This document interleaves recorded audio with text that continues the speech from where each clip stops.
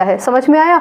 चलिए अब आगे बढ़ते हैं। आगे बढ़ने से पहले एसीटोन क्या होता है? नेल पेंट रिमूवर देखा है? जो पेंट्स वगैरह होते हैं उसमें थिनर इस्तेमाल करते हैं, उसमें एसीटोन होता है। आगे समझ में? ठीक है, कीटोन फैमिली का है। चलिए, volume of solute, volume of solution. अब हम फॉर्मूला लगा देते हैं हमारा।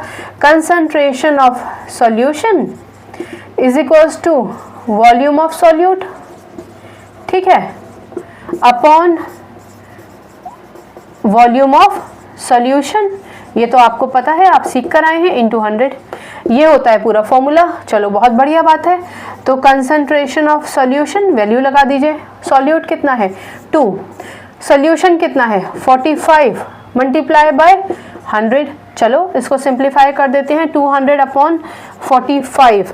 तो मुझे ऐसा लगता है कि तकरीबन 45, 90, 180, 4.4% आएगा इसका, ठीक है ना, 4.4%। तो इस क्वेश्चन का क्या मतलब हुआ? इसका मतलब ये हुआ कि ml मिलीलीटर्स में तो एसीटोन आपने घोल के एक सॉल्यूशन बना दिया। अब बाय परसेंटेज कितना है?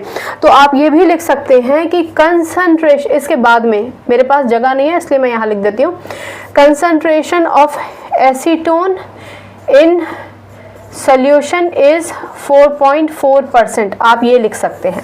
आप ये भी लिख सकते हैं कि 4.4% of acetone solution by volume, यानी 4.4% था एसीटोन का बाय वॉल्यूम। कंसंट्रेशन, कंसंट्रेशन का मतलब समझ गए ना आप? कंसंट्रेशन आप mls में नहीं, परसेंटेज में निकालते हैं। यानी 4.4% कुल मिला के एसीटोन एक सोल्यूशन में प्रेजेंट था, ठीक है ना। बिल्कुल सेम फॉर्मूला हमने लगाया है जो इससे पहले क्वेश्चन सॉल्व किया था। ये क्वेश्चन सॉल्व करने का मुख्य कारण ही ये था कि आपको इस कन्फ्यूजन से हम दूर करें।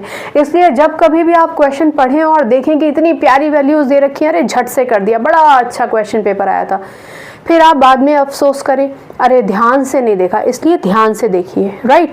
यही क्वेश्चन आपको यही समझाता है कि ध्यान से देखिए। बाकी कोई कंफ्यूजन हो तो पूछ लीजिएगा।